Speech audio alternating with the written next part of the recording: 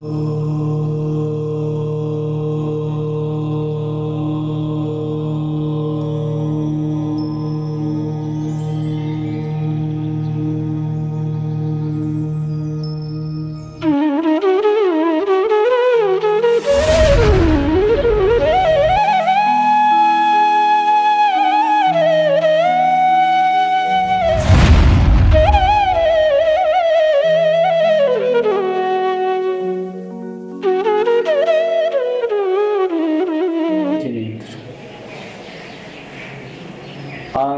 पाठशाला में हम व्रतों के बारे में कुछ चर्चाएं करेंगे। व्रत माने एक व्रत हम लोग कहते हैं उपवास करना। आज चतुर्दशी है, आज अष्टमी है, आज का हम व्रत रखेंगे। उन व्रतों की चर्चा हम नहीं करेंगे। हम उन व्रतों की चर्चा करेंगे जिनके लेने से एक साधारण गृहस्थ व्रती गृहस्थ बनता है। आज हम उन व्रतों की चर्चा पाठशाला के इस कार्यक्रम में करने जा रहे हैं। ध्यान से सुनिएगा। व्रत किसे कहते हैं? बुरे कार्यों को करना, छोड़ना, पांचों पापों का त्याग करना, अच्छे कार्यों के करने का नियम लेना, इसे व्रत कहते हैं। फिर सुने, 5 पापों का त्याग करना व्रत है, बुरे कार्यों को छोड़ने का नियम लेना व्रत है, और अच्छे कार्यों को करने का नियम लेना, इसका नाम भी व्रत है। इनको व्रत कहते हैं। व्रत कितने प्रकार के होते हैं? व्रत 2 प्रकार के होते हैं, एक अणुव्रत, एक महाव्रत। गृहस्थ होता है वो 5 पापों को पूरा नहीं छोड़ पाता। वो 5 पापों को मोटा मोटा छोड़ देता है, पूरा नहीं छोड़ता, इसलिए उसके व्रत कहलाते हैं अणुव्रत। जो मुनि महाराज होते हैं वो 5 पापों को पूरा छोड़ देते हैं, पूरा त्याग कर देते हैं, तो उनके व्रत कहलाते हैं महाव्रत। व्रत के 2 भेद हुए, अणुव्रत और महाव्रत। अणुव्रत गृहस्थियों के लिए है और महाव्रत मुनि महाराजों के लिए। गृहस्थ को कितने व्रत लेने चाहिए? अर्थात हमें एक अच्छा श्रावक बनने के लिए कितने व्रत लेने चाहिए? श्रावक के व्रत 12 होते हैं। श्रावक वो होते हैं जो 12 व्रतों को धारण कर लेते हैं। 12 व्रत कौन कौन से होते हैं?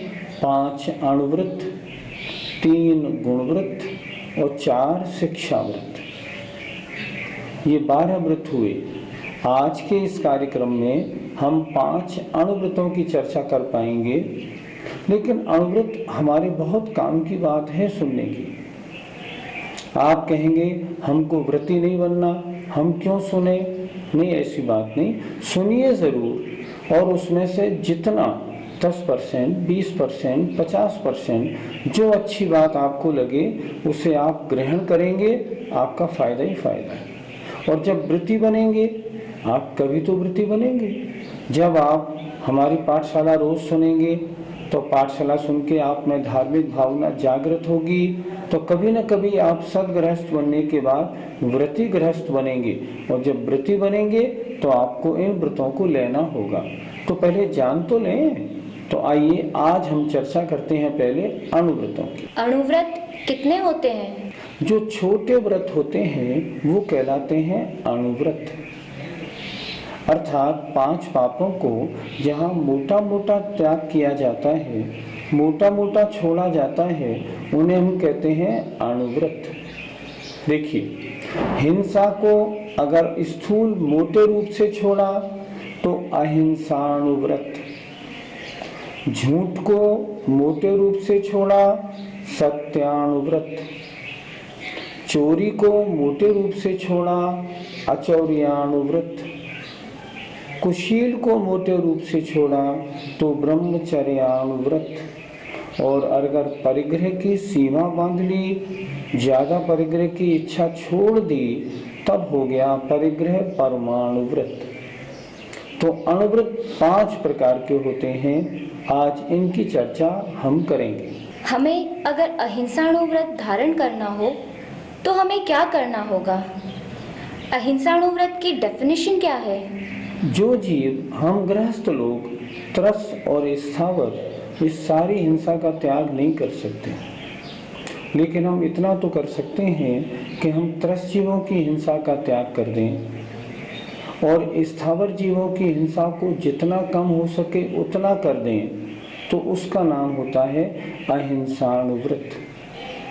अर्थात जिस व्रत में हिंसा को मोटे रूप से छोड़ा जाता है, सारी हिंसा का त्याग नहीं किया जाता, जिसमें त्रस्यियों की हिंसा का त्याग कर दिया जाता है, उसे कहते हैं अहिंसाणुव्रत। ऐसा जो व्यक्ति है वो स्थावर जीव, एक इंद्रिय जीवों की हिंसा भी कम से कम करता है। अर्थात पानी कम फैलाता है, बिजली का पंखा चलाता भी है ना तो चलता हुआ फालतू नहीं छोड़ता, ताकि वायुकायिक जीवों की हिंसा नहीं हो। अग्नि या गैस जल रही है, काम खत्म होते ही बंद कर देता है, जलती हुई नहीं छोड़ता। जो वनस्पति है, घास वगैरह, उस पर नहीं चलता। एक इंद्रिय जीवों की हिंसा नहीं करता, करता है तो कम से कम करता है। इस प्रकार जो स्थावर जीवों की हिंसा कम से कम करे और त्रस जीवों की हिंसा बिल्कुल ना करे, उसे हम कहते हैं अहिंसाणुव्रत का धारी। और अच्छी तरह समझाता हूँ, ध्यान से समझेंगे, हम सबका विषय है। आप ये मत सोचिए कि हमको व्रत तो लेने ही नहीं, तो हम क्यों सुने पाठशाला। नहीं, सुनिए। देखिए, अहिंसाणुव्रत एक अच्छी चीज है। अगर आप पूरी ना ले सकें तो जितनी ले सकें उतना, उनमें से 2, 4, 10 बात तो आप स्वीकार करें। अगर उतना करते हैं ना तो उतने पाप से तो आप बचेंगे। अहिंसाणुव्रत की परिभाषा मैं दूसरी तरह से और बताता हूँ। अहिंसाणुव्रत माने मोटी हिंसा को छोड़ना। हिंसा 4 प्रकार की होती है। एक संकल्पी, दूसरी उद्यमी, तीसरी आरंभी, चौथी विरोधनी। 4 प्रकार की। अच्छी प्रकार सुनिएगा। संकल्पी हिंसा जानबूझकर, संकल्प पूर्वक, इरादा पूर्वक जीवों को मारना, इसका नाम संकल्पी हिंसा है। मैं इसको मारूं, उसको गोली मार दी, उसको काट दिया, उसकी हिंसा कर दी, इसका नाम है संकल्पी हिंसा। श्रावक संकल्पी हिंसा बिल्कुल नहीं करता। जैसे शिकार खेलना, नहीं, शिकार बिल्कुल नहीं खेलेगा। शिकार में जानबूझकर जीवों को मारा जाता है, ऐसी हिंसा का वह जीव त्यागी होगा। संकल्पी हिंसा देखिए, हम और आप भी छोड़ सकते हैं। फैक्ट्री खोली, हिंसा होती है, दुकान में हिंसा होती है, लेकिन जो अहिंसाणुवृत्ति होता है वो ऐसे व्यापार नहीं करता जिन व्यापारों में बहुत हिंसा होती हो। जैसे ईंट के भट्टे नहीं लगाता, ईंट के भट्टे में बहुत हिंसा होती है। जैसे आटा मिल नहीं खोलता, क्योंकि आटा मिल में बहुत कीड़े मारे जाते हैं। फिनाइल का धंधा नहीं करता, क्यों नहीं करता? क्योंकि फिनाइल जीवों को मारने के लिए ही बनाई गई है, उससे जीव हिंसा का ही काम होता है। ऐसे कोई काम नहीं करता, ऐसे व्यापार नहीं करता। चमड़े के जूते आदि बनाने का धंधा नहीं करता, रेशमी साड़ी का बनाने का काम नहीं करता, ऐसी दवाइयाँ नहीं बनाता जिन दवाइयों में जीव हिंसा होती है। वो उद्यम तो करता है, रोजगार करता है, दुकान फैक्ट्री खोलता है, लेकिन ऐसा काम करता है जिसमें जीव हिंसा कम से कम हो। ये हुई दूसरी उद्यमी हिंसा।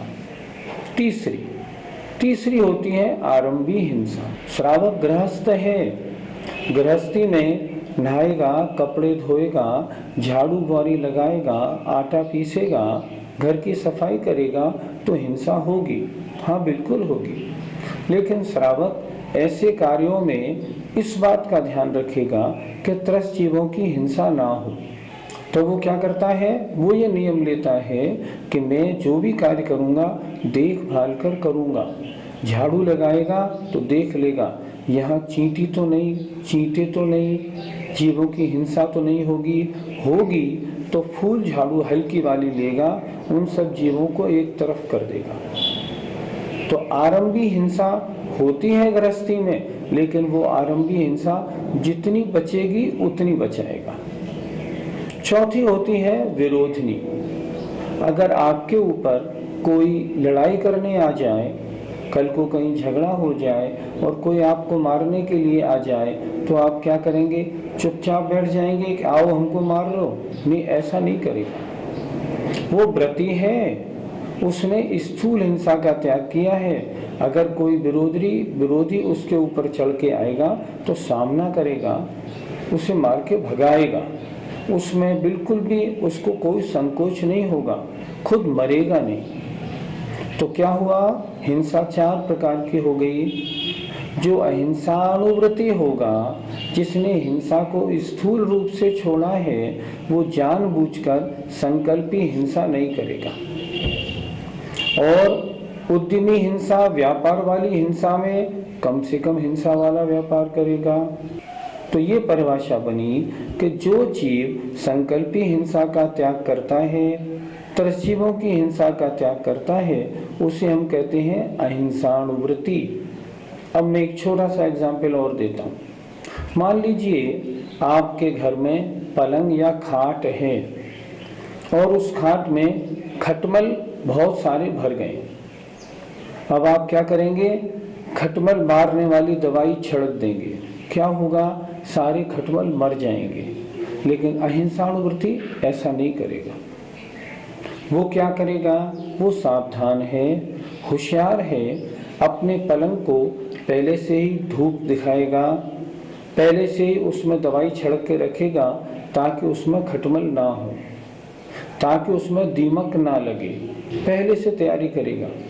हम लोगों की रसोई में कॉकरोच हो जाते हैं, तब बहुत से लोग क्या करते हैं? ऐसी दवाई छिड़कते हैं जो कॉकरोच मर जाते हैं। नहीं, हमारा जैन धर्म कभी ये नहीं कहता। फिर हम क्या करें? हम ये करें, अपनी रसोई में पहले ही ट्रीटमेंट करवा लें ताकि उसमें कॉकरोच पैदा ही नहीं हो। कॉकरोचों को मारने की नौबत क्यों लेते हम? तो कॉकरोच पैदा ही नहीं हो। और अगर मान लीजिए कॉकरोच कभी पैदा हो गए, तब क्या करें? तब अच्छी प्रकार, खूब अच्छी तरह से पहले सफाई करें। सफाई करने के बाद दवाई छिड़कें ताकि हिंसा हो तो कम से कम हो। हम ऐसा व्यापार क्यों करें जिसमें जीव हिंसा बहुत हो? चमड़े का व्यापार, हड्डी का व्यापार, सूअर के बालों का व्यापार, हम ऐसा काम क्यों करें? हम ऐसा काम नहीं करेंगे। देखभाल के अगर हम झाड़ू लगाते हैं तो क्या बुराई है? उसके घर में गाय भैंस हैं, मान लो कोई अहिंसानुव्रती है, किसी ने अहिंसानुव्रत ले लिया और उसके घर में गाय भैंस हैं, तो उनको वो कस के नहीं बांधेगा, ऐसे नहीं बांधेगा ताकि उसकी गर्दन टेढ़ी हो जाए। उसको डंडे से नहीं मारेगा, ऐसा काम नहीं करता। अगर मान लो उसका घोड़ा या उसका बैल है तो वो ऐसा नहीं करेगा कि उस पर वजन लादना चाहिए। मान लो 10 क्विंटल तो वजन लाद दे लोभ में 20 क्विंटल, ऐसा कभी नहीं करेगा। अहिंसानुव्रती है वो। जो पशु है ना, उसको भी जीव समझता है, ये भी एक जीव है। अगर मैं इसके ऊपर बहुत वजन लाद दूंगा तो कैसे ढो पाएगा? नहीं, ऐसा नहीं करूंगा। बड़ा दयालु होता है वो। मान लो गाय को भूस देने का, उसका भोजन देने का टाइम है 12 बजे दोपहर, तो ठीक 12 बजे दोपहर दे देता है। अपना नौकर है, आज मेहमान घर में 10 आ गए थे और 10 मेहमानों के आने से काम बहुत बढ़ गया था, तो वो ऐसा नहीं करता जो नौकर से ये कहे पहले सारा काम निपटाओ फिर खाना दूंगा। नहीं, ऐसा नहीं करता। वो उस नौकर को टाइम पे खाना देता है। अहिंसानुव्रती बहुत बहुत अच्छा होता है। और देखिए उसमें क्या विशेषताएं होती हैं। वो गुस्सा नहीं करता, वो क्या करता है, बड़ा सरल परिणामी होता है। क्योंकि गुस्सा करने से सामने वाले के परिणामों को कितना दुख पहुंचता है। ऐसे कोई गलत काम नहीं करता जिससे किसी को दुख पहुंचे। इसलिए अहिंसानुवृत्ति बनना अच्छा है। अगर अहिंसानुवृत्ति न बने तो इनमें से जितनी हिंसाओं को छोड़ सकें उतनी हिंसा तो हम छोड़ें। अब हम जानना चाहेंगे कि सत्यानुव्रत किसे कहते हैं। वो जीव स्थूल झूठ बोलने का त्याग कर देता है, ऐसा झूठ भी नहीं बोलता जो किसी जीव की हिंसा हो जाए, किसी को सजा हो जाए, झूठी गवाही नहीं देता, ऐसा झूठ नहीं बोलता जो लोग ये कहने लगे ये तो एक नंबर का झूठा है। व्यापार करता है, थोड़ा बहुत झूठ उसे बोलना पड़ता है, वो अलग बात है, लेकिन उसको भी बोलने की इच्छा नहीं करता। और मोटा झूठ तो कभी बोलता ही नहीं। किसी के रुपए ले आता है वायदे के अनुसार तो उसको बोलता है कि मैं आपका वायदे के अंदर रुपया दे दूंगा। सत्यानुव्रत का मतलब होता है मोटी झूठ, स्थूल झूठ ना स्वयं बोले ना दूसरे से बुलवाए, उसके सत्यानुव्रत होता है। ऐसा सत्यानुवृत्ति कैसा होता है? देखिए, गुस्सा नहीं करता। क्यों? क्योंकि गुस्से में झूठ बहुत बोला जाता है। उसे लालच नहीं होता, वो ये नहीं चाहता कि अगर घी में, असली घी में डालडा मिला दूंगा तो ज्यादा पैसा कमा लूंगा, ऐसी लालच उसकी नहीं होती। जब भी बोलता है ऐसे वचन बोलेगा, थोड़े बोलेगा, मीठे बोलेगा और अच्छे बोलेगा, सबको प्यारे लगने वाले बोलेगा और शास्त्र के अनुसार बोलेगा। ऐसा नहीं किसी कार्य में, जैसे मान लो एग्जाम्पल, मैंने अभी पहले आपसे कहा कि घास के ऊपर अहिंसानुवृत्ति को नहीं चलना चाहिए, तो वो ऐसे नहीं बोलेगा कि डॉक्टर्स तो कहते हैं कि घास पे चलने से आँख की रोशनी बढ़ती है, इसलिए घास पे चलने में कोई बुराई नहीं। नहीं, कभी नहीं बोलेगा, ऐसे वचन कभी नहीं बोलेगा, ताकि उस कार्यों को करने में हिंसा हो। ऐसे कार्यों से वो दूर रहता है। किसी की चुगली नहीं करता, क्योंकि चुगली करता है ना तो सामने वाले को बड़ा कष्ट होता है। ऐसे कार्य नहीं करता। कर्कश कड़े वचन नहीं बोलता, ऐसे वचन नहीं बोलता सामने वाले को चुभ जाए। आपने सामने वाले से कोई दो अपशब्द कह दिए, उसको चुभ गए और उसने कह दिया तुमने मुझे ऐसा बोला है, मैं कभी बदला लेके मानूंगा। नहीं नहीं, जो सत्यानुवृत्ति है वो ऐसे वचन बोलेगा ही नहीं। ऐसे कोई वचन नहीं बोलेगा जिससे सामने वाले की हिंसा में प्रवृत्ति हो जाए। ऐसे वचन नहीं बोलेगा जो सामने वाला अधर्म में लग जाए। किसी की गुप्त बात नहीं खोलता। किसी की बात कोई प्राइवेट है, अगर उसे मालूम पड़ जाए सबके सामने ओपन नहीं करता, इससे भी दूसरे को कष्ट होता है। आचार्य ने कहा है ऐसा सच भी मत बोलो जिससे सामने वाले को कष्ट हो, वो भी नहीं बोलेगा। कोई किसी के पास गिरवी रख गया हो कोई सामान, मान लो फॉर एग्जाम्पल कोई आपके पास आया 6 चूड़ी सोने की रख गया, आपसे 10,000 रुपये ले गया। 6 महीने बाद वो लौटा और आपसे बोला भैया मेरी 4 चूड़ी दे दो, 10,000 रुपये ले लो।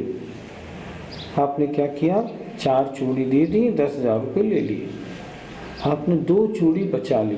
नहीं, किसी की धरोहर हड़पने का काम वो नहीं करेगा। वो कहेगा नहीं भैया आपकी 6 थी, 6 ले जाओ। आप 4 मांग रहे हो, नहीं 6 हैं, 6 ही ले लो। उसने किसी को पैसे दिए, सामने वाले ने अगर ज़्यादा लौटाए मना कर देगा, नहीं नहीं ये मेरा नहीं है, इसको ले जाओ आप। ऐसा होता है सत्यानुवृत्ति। कभी किसी को ऐसे वचन नहीं बोलता जो किसी को कष्ट हो। इसलिए सत्यानुवृत्ति बड़ा धर्मात्मा होता है, उसकी समाज में बड़ी साख होती है। तीसरा पाप है चोरी। इसको श्रावक कैसे छोड़ेगा? किसी की गिरी पड़ी रखी भूली हुई चीज होगी, उसको नहीं उठाएगा। उठा के किसी को दे दे, ऐसा भी नहीं करेगा। वो कोशिश करेगा अखबार में निकलवा दे ताकि वो चीज़ उस व्यक्ति के पास पहुंच जाए। किसी को चोरी करने का रास्ता नहीं बताएगा। असली में नकली माल की मिलावट नहीं करेगा, गवर्नमेंट के टैक्स की चोरी नहीं करेगा, ड्यूटी पूरी देगा, हल्का भारी तोल नाप की जो गड़बड़ होती है बिल्कुल नहीं करेगा, क्योंकि ऐसा करना चोरी में आता है। तो जो ऐसे कार्यों को नहीं करता उसके चोरी का उल्टा अर्थात अचौर्यानुवृत्त होता है। कुशील पाप का त्याग अगर श्रावक करे तो फिर उसे कैसे करे?